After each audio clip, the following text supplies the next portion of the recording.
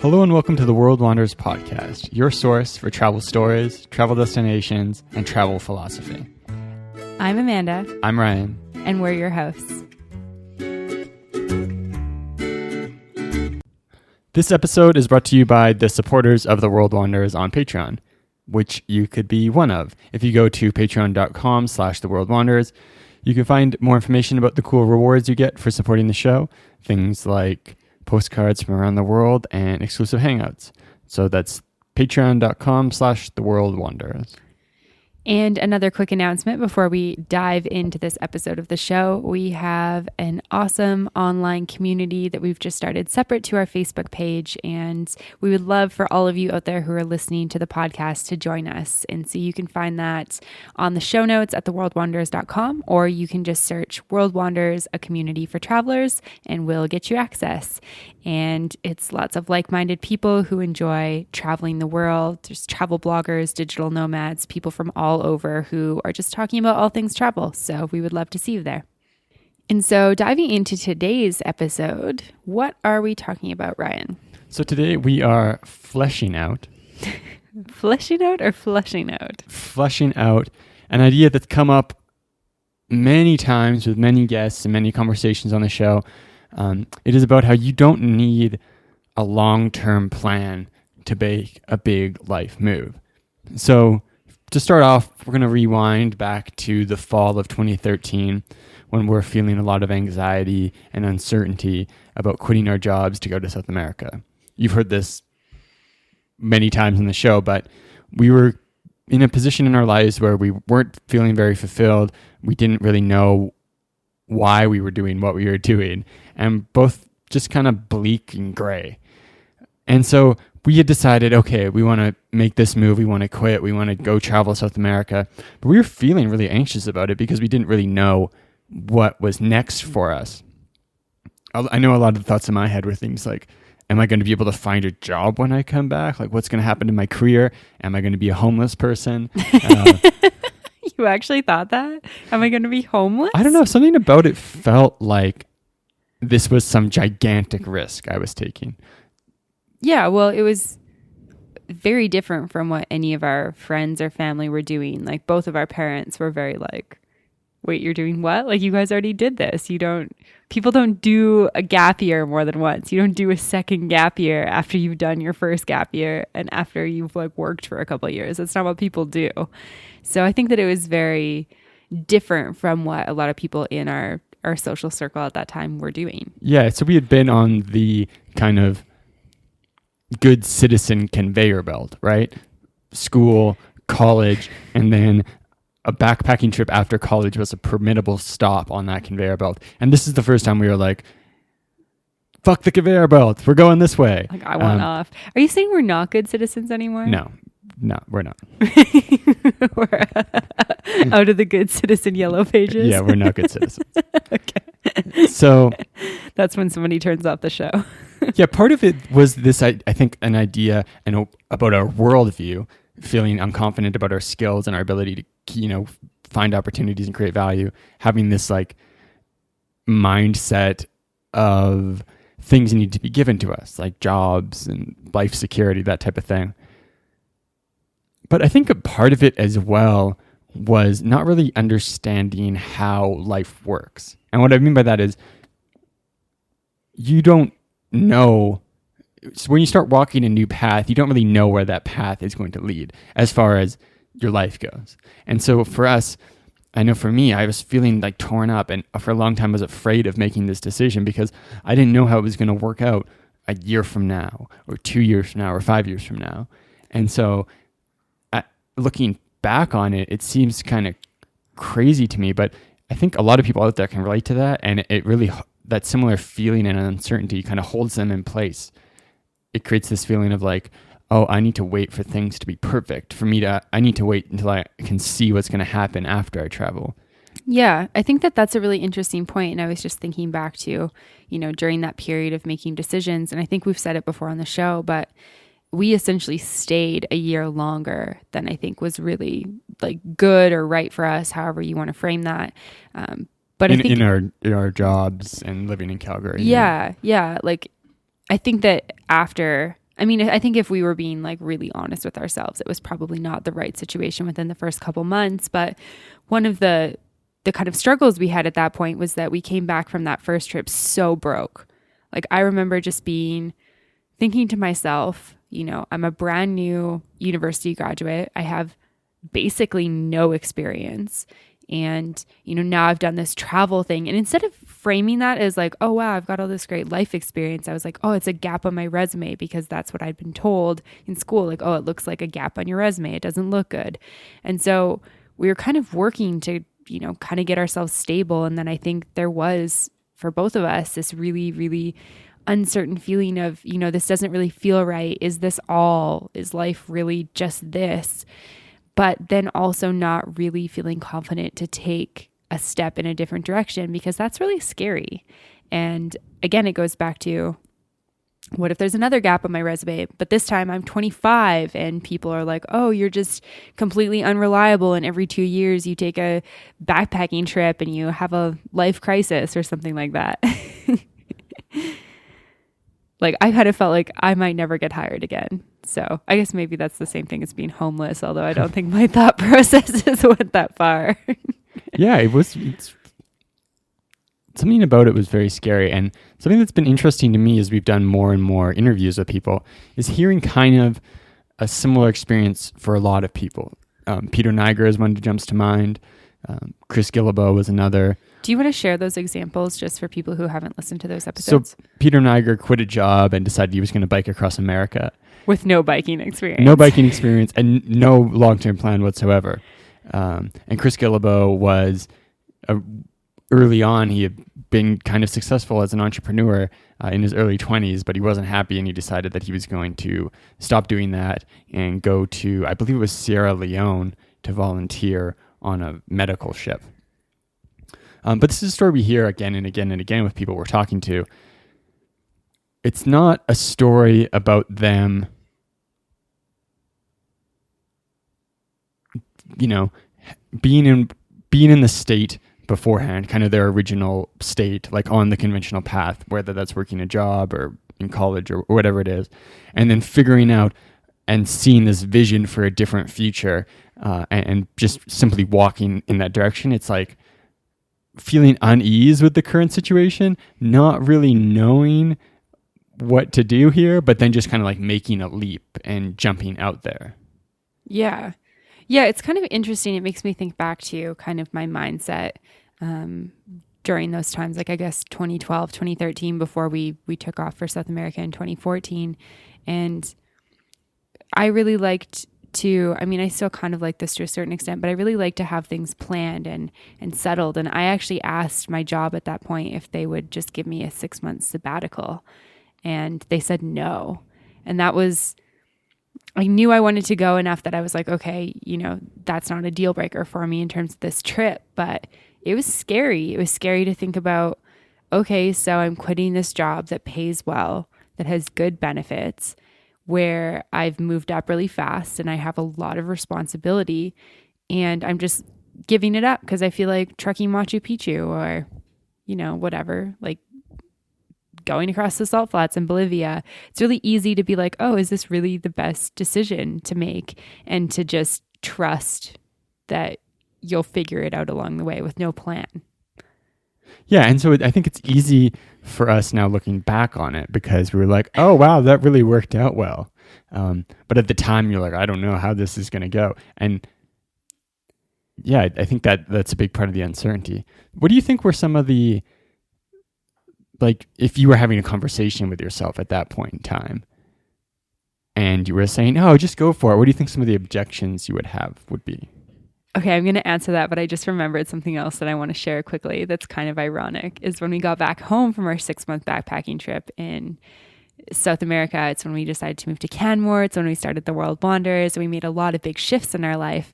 And my old manager actually reached out to me at that point and said, hey, we're looking for somebody to fill the role. And like, I'd love to just put you in it since you've already worked it. And I was like, nah, I'm good.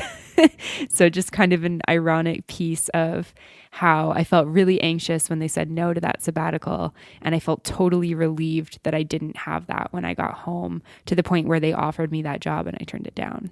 So I think that that's just an interesting piece to consider there.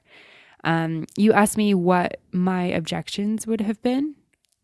Yeah. So if you were talking to yourself then, right now, you'd probably say something like, oh, yeah, just go for it. Like, things will work out. You'll figure it out as you go. But what do you think your objections would have been if you were? Okay. Yeah. It's interesting to think about that. I need to put myself in that mind space again, because I just did an interview with Digital Nomad Mastery, which is another podcast and online type thing. And he asked me, what would you tell people who feel kind of resistant or have a lot of excuses or just feel like they can't travel? And I was like, just do it. Just go for it. You just got to kind of dive in. It's like diving into the deep end. You've just got to trust that your body can float and your head's going to pop up into the air. But my objections probably would have been a lot of really practical, I guess maybe practical, unpractical stuff I thought was practical at the time. Like, oh, I shouldn't quit this job because, all the things I just listed. It's good. I get paid well. I'm getting good experience. I've got good benefits. They had an RRSP, which for all the Americans listening is like a 401k. Yeah, set up for me, which is, that's massive if you want to have children and send your children to university, which at that point... That would be an RESP. Okay, whatever. Retirement is... Yeah, okay, my own retirement then. And I remember even talking to my parents and they're like, oh, like you're not going to contribute to your RRSP. And I was like, I'm not even thinking about retirement now. I'm just like trying to make it through my 20s. Like... Who's like looking at their 60s right now? I just need to get to 25 and be sane doing it. So I think I would have put up a lot of those objections. And I think I also would have probably talked about being scared of having that gap on my resume, because I think that was really drilled into me in university. Like, having a gap looks bad. People won't hire you because of that. What if I give up this job and I never get hired again and nobody ever thinks I'm worthy of a position? And I think that there would have been a lot of that. And then also friends and family. Lots of things like, oh, what if I miss, this person's birthday party? Or what if I miss my friend having a baby or a friend getting married? I grew up in a town that was 30 minutes outside of where you and I went to university and where we lived for a couple of years after university. So it's very, very close quarters. All of my family lives within the same sort of area and they get together a lot. And I had a lot of sort of, I guess, FOMO, you could say, because I had a tight-knit friend group and tight family. And I was like, what happens when I leave those people? Do they forget about me? Do I forget about them? What's that look like? That was really scary for me. Yeah. So it makes me think about a big part of this, I think, was being caught in between two like philosophies for life. So our parents' generation, and of course older generations above them, for the most part, very focused on like optimizing for survival. So that's why they're doing things like saving for retirement, finding the job that pays the best, really taking care of like their survival needs and doing it exceptionally well. Mm-hmm.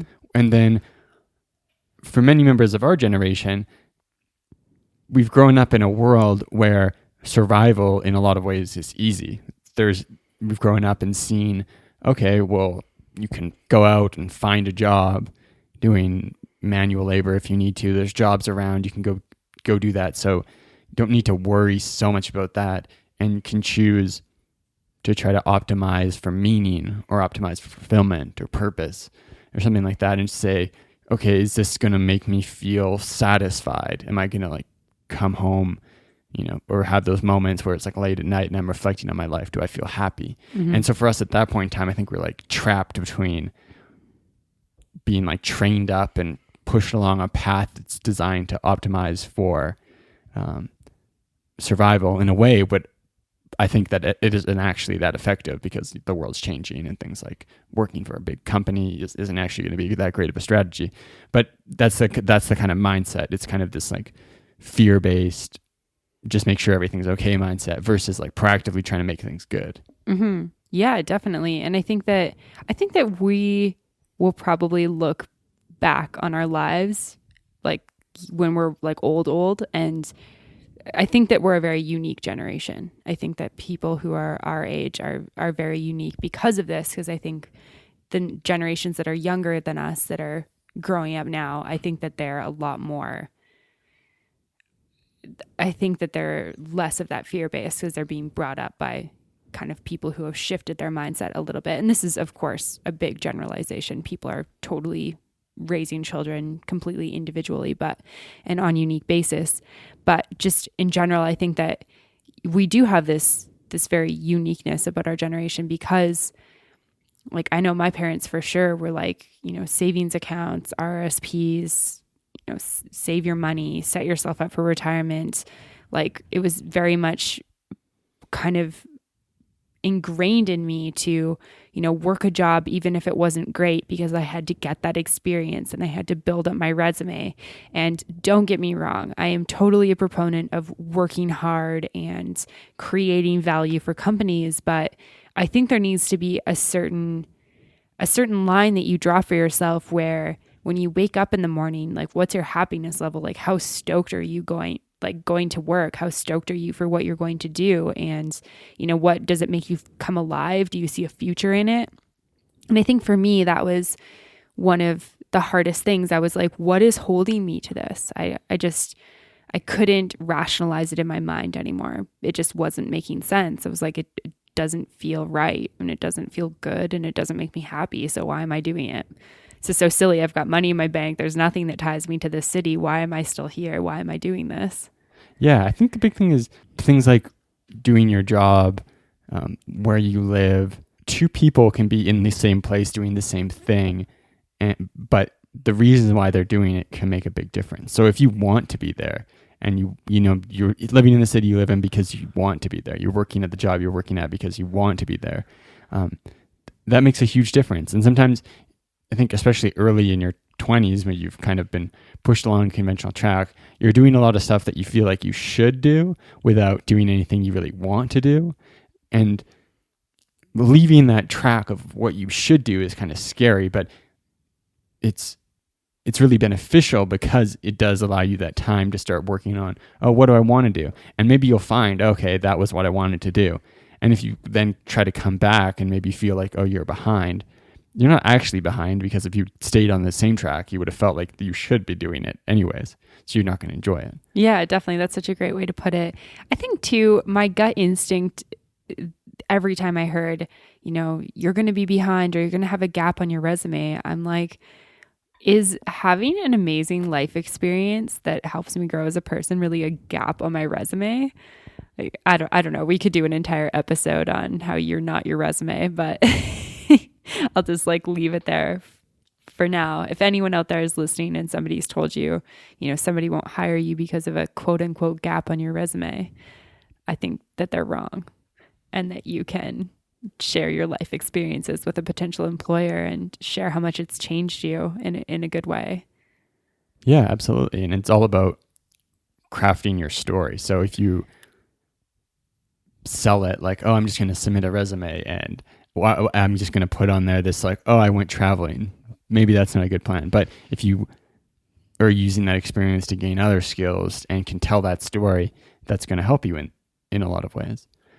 So I think a big concern for people is that they hear these stories about, I went traveling and my perspective on things changed, my life changed. But what if that doesn't happen for me? Or yeah, that's fine for them, but what about my life? I don't have that much savings. What if I spend all my savings and then I can't get a job? Yeah, that's an interesting objection. I mean, I think two things. I think that your mindset is massive.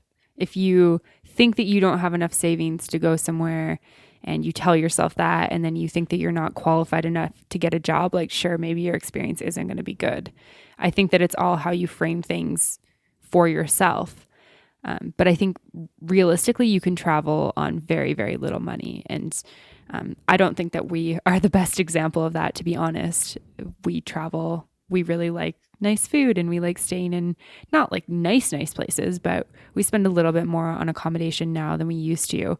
But there are so many ways to travel affordably, between couch surfing and getting points on your credit card or Aeroplan to get cheap flights, taking rerouted flights where it takes 2 days to get somewhere, traveling all by bus. Did I say couch surfing? I think I did.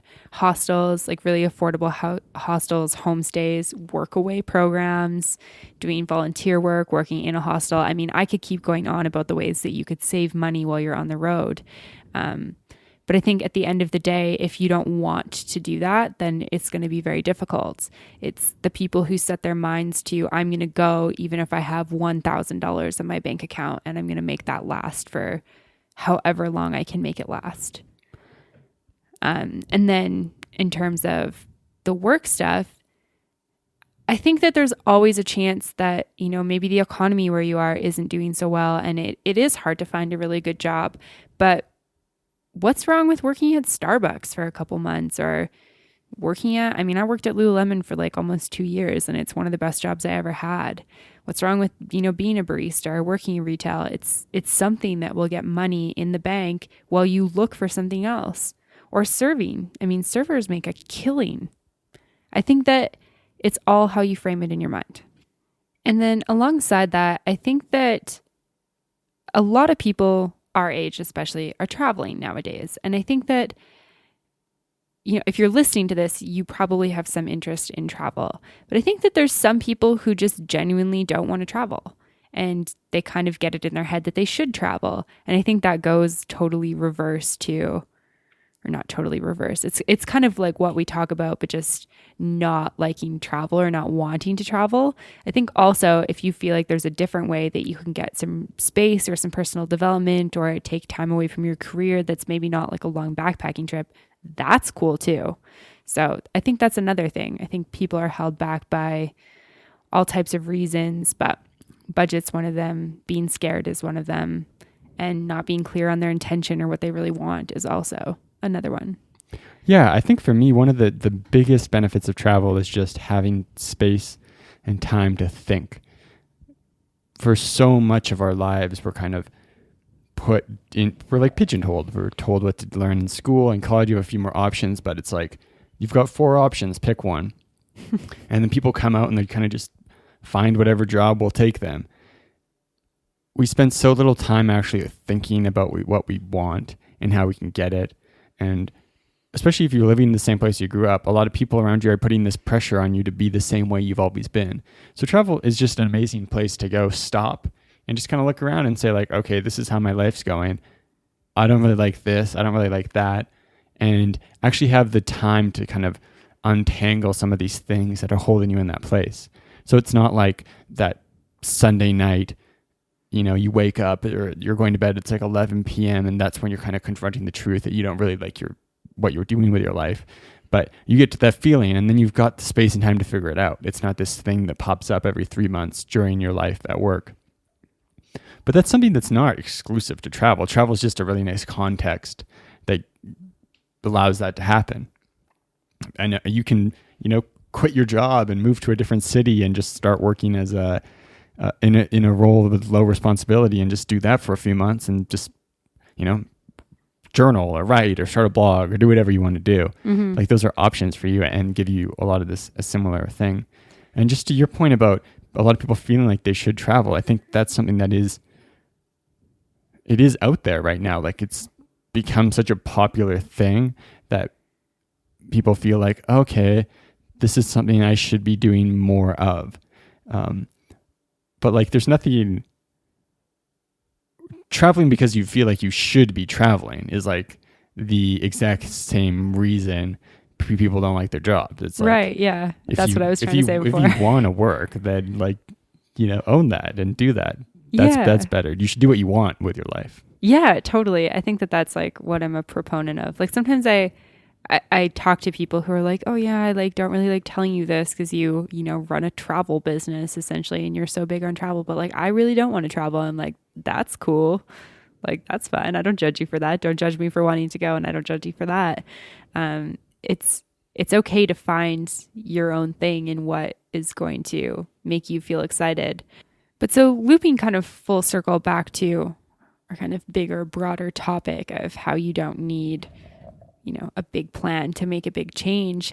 I think that another thing that I hear a lot, and this is probably especially among like my female friends, that holds them back from making a big change, whether or not maybe it's a move or a career change, or maybe it is travel, but going alone. A lot of people are like, oh, it's easy for you to say that you'll do this because you have Ryan. And I mean, I don't disagree with that. I feel very grateful that I have a partner who sees life through the same eyes that I do, or, you know, not exactly the same eyes because that'd be creepy, but like we have the same philosophy on life and we want the same things. But at the same time, I feel like not having somebody to do that with is not really a reason to stay in a situation where you're not happy, because doing stuff on your own is such an amazing experience. If you followed us along throughout the entire journey of our podcast, you would know that we intentionally went on solo trips so that we could have that solo experience, because we felt like so much of our travels were together. We both learned so much from that experience. I am so grateful for that. And I think that, I mean, I won't speak for you, but I think that that's an experience that I want to continue having through my adult life, is going on probably semi-irregular solo trips where I can just meet new people and have that experience. And again, it's kind of this, just like, you have to just do it. You have to just trust that it'll be okay and that you're going to learn and that you're going to grow. And if you hate it, what's the worst thing that happens? You buy a ticket back home and you go back home and you get a job at Starbucks. I don't know. That's like the worst scenario, I feel like. Yeah. So I think that's a really big point, though, that part of this thing about making a commitment to make a change is that it has to work, because if it doesn't work, you're going to go home and be a failure. So like the idea that like, oh, if you quit your job and go traveling and then you find out you don't like it 3 weeks in and you come back, everyone's going to look at you and make fun of you and that type of thing. Like, I don't think that's something people are like really consciously thinking about, but I think that's something that plays into it. You're like, okay, I'm doing this. It's going to have to work. What if I don't like it? I had that feeling the first time we traveled. I remember one of my roommates in university was like, 6 months, like you've never even been away from home for 6 months. And I never really thought of it. I just really wanted to go. And I kind of get like tunnel vision on an idea when I'm really stoked on it. Like, okay, I'm doing it. And I don't think about all these kind of like consequences or side things or things that I might miss. I'm just like, no, I'm doing it, and I'm doing it for 6 months, and that's how it's going to be. And so she brought that up, and I was kind of like, oh, I hadn't considered that before. And then she was saying how, you know, I think it'll be really tough for you. Like, what if things are hard with Ryan? What if you guys break up? And I was like, well, whatever. I'm going for 6 months, and that's what I'm going to do. And I think there's pros and cons to being stubborn and kind of channeling that, because in times that were really hard while we were on the road, either like challenging between us or just a challenging place that was putting me outside of my comfort zone, I was like, I'm not going home. I'm not going home. I'm not going home. Like I said, I was going for 6 months. I will not go home early. But there's also, you know, knowing that you can go home, knowing that you don't have to live up to anything that somebody expects from you, including what you thought you might do. Yeah. You're not living for others' narratives about you. You're living your own life. Right. It makes me think about your brother went on a backpacking trip, a solo backpacking trip, and he'd planned to be gone, I think probably like twice as long as he was gone. And then, you know, he got out there and it just really wasn't for him. He didn't enjoy traveling solo. He didn't really enjoy backpacking. He didn't have enough money to stay in the places that he felt excited about. And so he came home and he's doing something else now. And I think that he's okay with that. And I mean, who am I to say that that's wrong? Like, if you don't like it, then you don't have to do it anymore. I think it's kind of this philosophy that you should apply to everything that you do. If you don't like yoga, then go try CrossFit. If you don't like the job you're doing, get a part-time job doing something you think you might like doing. And then if you do like that, do that. If you don't like that, try something else. Keep doing things until you find what you do like doing. Yeah, I think there's a gigantic value in just figuring out if the things you want are actually things you want. So in just kind of the general culture, there's a popular idea that an ideal life is one that's full of relaxation. It's, oh, you're on the beach in X location. A life of relaxation is the ideal. And going out and traveling for a long period of time isn't something that is really hard to get. Yes, you're privileged if you are growing up in a first world country and you have skills that allow you to make money and save. There's a lot of places in the world where that's not possible. So yeah, you've got that advantage, but it's not that expensive. And for most people who are in North America or Europe or many parts of South America, going out and traveling for 3 or 6 months is very accessible. And one of the lessons you figure out when you're doing that is once you get past, 30 days, 60 days, you figure out, oh, this like endless weekend thing is actually very unfulfilling. I need something else to make me happy. Yeah. And that's a massive lesson to get early on in your life. So you don't live your life thinking, oh, I just wish I could win the lottery and then I wouldn't have to deal with any of these problems. And you can start thinking, okay, I need something to work for that's actually like a purpose that I'm excited about getting up in the morning and fighting for. That's a big lesson. And so many people have ideas about the things they want. And instead of just going out and like unashamedly going for them, they either try to convince themselves that they shouldn't want those things, or they find reasons why they can't have those things. So it's externalizing and saying, oh, I don't have anyone to travel with. I can't do this. Or I don't have, enough money saved. I can't do this. Or, just try to say, what, I probably wouldn't like that. Or all these other reasons. But there's a big value in just saying, oh, there's a good chance I won't like this thing, but I'm just going to go do it because I'll figure it out. I'm going to take that step forward. And then once I get to this place, I say, oh, this is actually a destination I want to head towards. I'm going to change direction. And then you can do that peacefully. It's just the idea of like, you can settle down and be happy at home because you've gone somewhere else and realized that life's not perfect there. Right. Yeah. I think that that's such a great point. And I think something else that popped into my mind while you were talking about that is the idea of getting bored while you travel. And it's a conversation that I was actually having last night with somebody who was asking me about traveling just on a savings versus traveling while working.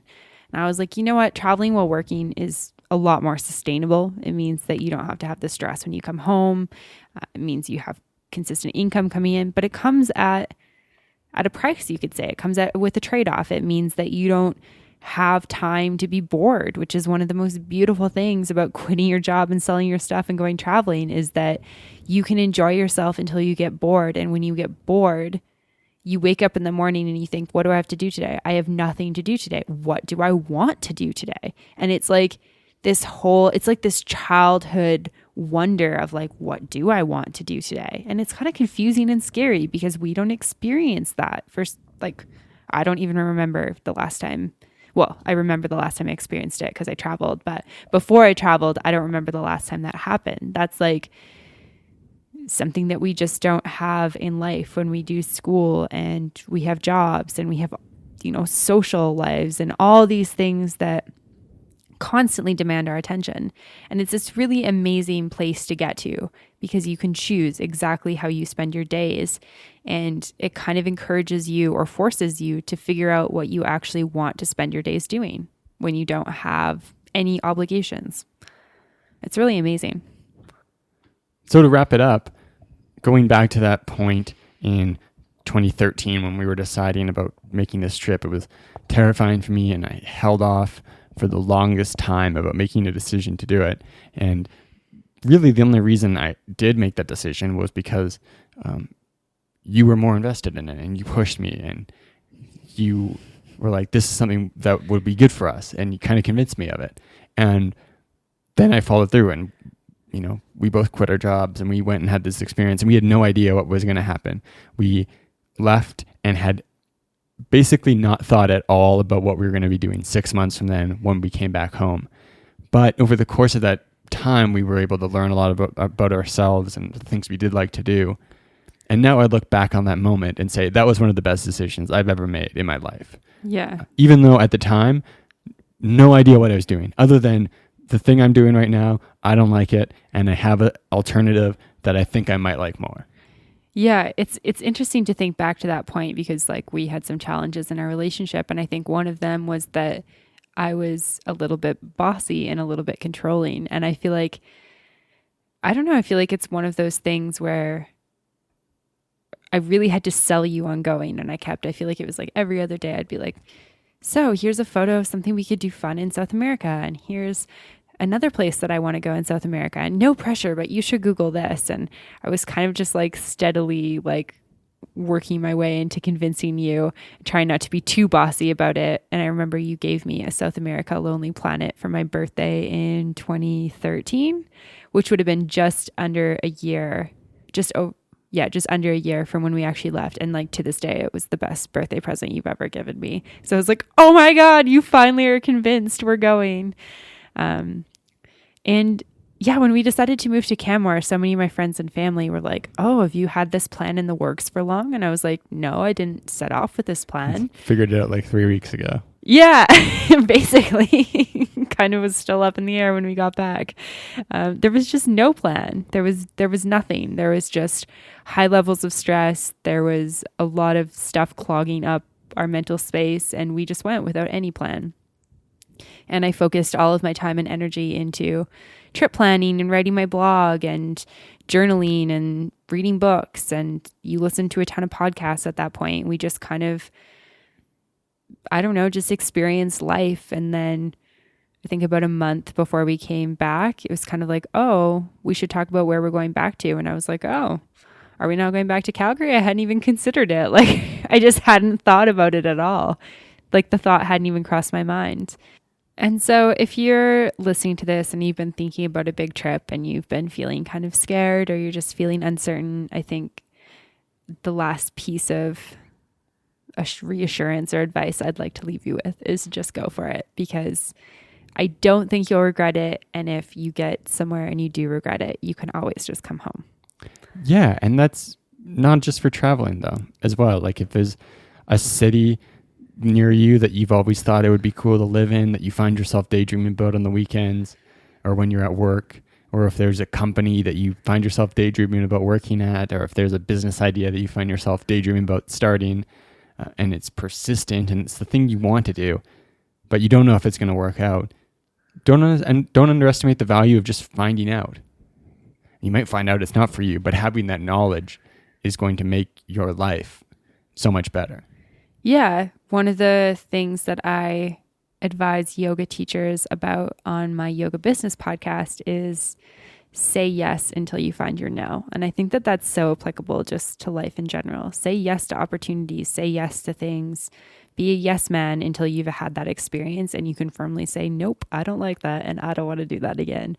Nope, I don't want to work in that industry and I don't want to do that again. Just have those experiences.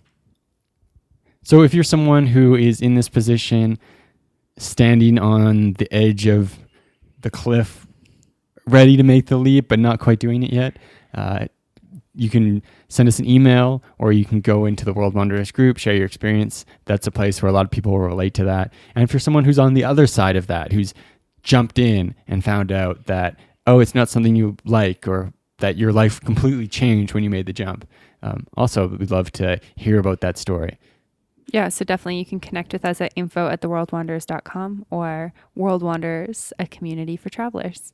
As always, thanks so much for listening. Bye.